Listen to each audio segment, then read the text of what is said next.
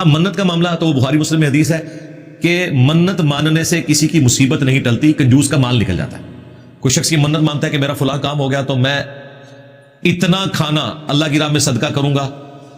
میں فلاں نیکی کا کام کر دوں گا۔ اب اس طرح کے جو معاملات ہیں ان میں منت ماننے سے آپ کا وہ کام نہیں ہوگا، آپ کا صرف مال نکلے گا۔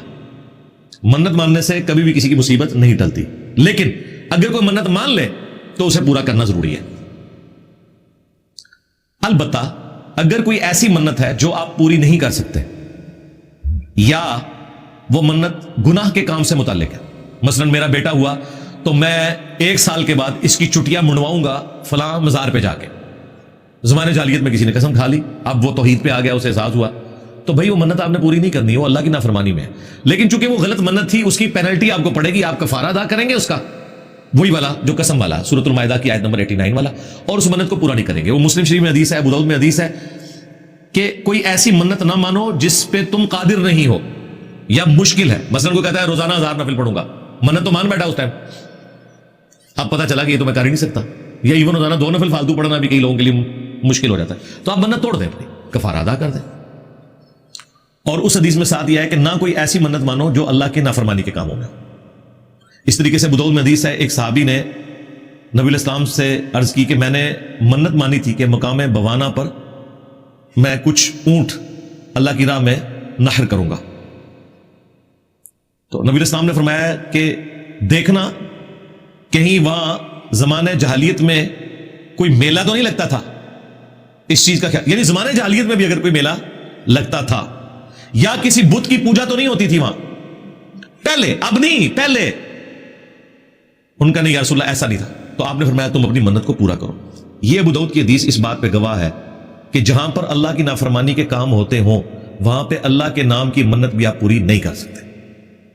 یا ماضی میں بھی ہوتے رہے۔ حضور نے کہا زمانے جاہلیت میں تو کہیں بت کی پوجا نہیں ہوتی تھی، کوئی میلہ تو نہیں لگتا تھا، کیوں؟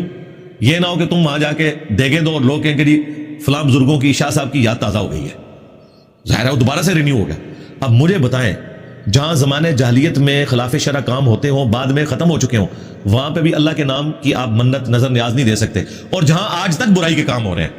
وہاں جا کے اس طرح کی منت ماننا۔ لوگ ہم سے پوچھتے ہیں کہ جی آپ کہتے ہیں کہ جی داتا دربار پہ یا فرید گنج شکر کے دربار کے اوپر دیگ نہ دیں، وہاں غریبوں میں تقسیم نہ کریں، تو اس کی اصل یہ حدیث ہے کہ وہاں پر خلاف شرع کام ہو رہے ہیں، یہ مزارات ہی نبی الاسلام کی نافرمانی پہ ہے۔ مسلم میں حدیث ہے کہ نبی الاسلام نے قبروں پر عمارت بنانے سے، ان کو پکا کرنے سے، ان پہ مجاور بن کے بیٹھنے سے یا ڈائریکٹ بیٹھنے سے منع فرمایا۔ تو جو اڈے رسول اللہ کی نافرمانی پہ بنائے گئے ہیں وہاں پہ کوئی اس طرح کا نیکی کا کام کرنا بھی منع ہے، ان اڈوں کو سپورٹ کرنے والی بات ہے۔ آپ نے اللہ کی راہ میں صدقہ خیرات کرنا ہے، کسی چوک میں کھڑے ہو کر کریں، کسی بازار میں کریں، کسی گراؤنڈ میں کریں، مزاروں میں نہیں کر سکتے۔ اصل یہ حدیث کہ نبی الاسلام نے فرمایا زمانے جاہلیت میں کوئی مشرکین عرب کا میلہ تو نہیں لگتا تھا یا کوئی بتوں کی پوجا تو نہیں ہوتی تھی، یہاں جو میلے لگ رہے ہیں اسلام کے نام کے اوپر، وہاں پہ آپ کو مخنث نظر آئیں گے ناچتے ہوئے، سرکسیں ہو رہی ہوں گی، بے حیائی کے اڈے بنے ہوئے ہوں گے، اور جو مقامی حکومتیں ہیں ان کی سرپرستی میں۔ ہمارے جیلم شہر میں تو ہم نے کتنا عرصہ بھگتا ہے اس کو، اب تو آلموسٹ وہ آپ سمجھے اپنی موت مر گیا، لوگوں کو ایجوکیشن ہوگی، ویسے بھی اب ہر چیز یوٹیوب کے اوپر اویلیبل ہے، وہاں جا کے کسی نے کیا کرنا ہے کہ پیسے بھی خرچیں اور ذلت بھی کاٹیں۔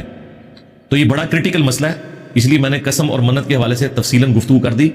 یہ کوئی عام مسئلہ نہیں ہے۔ باقی یہ جو نبی الاسلام کا فرمان کہ منت کی وجہ سے مصیبت نہیں ٹلتی،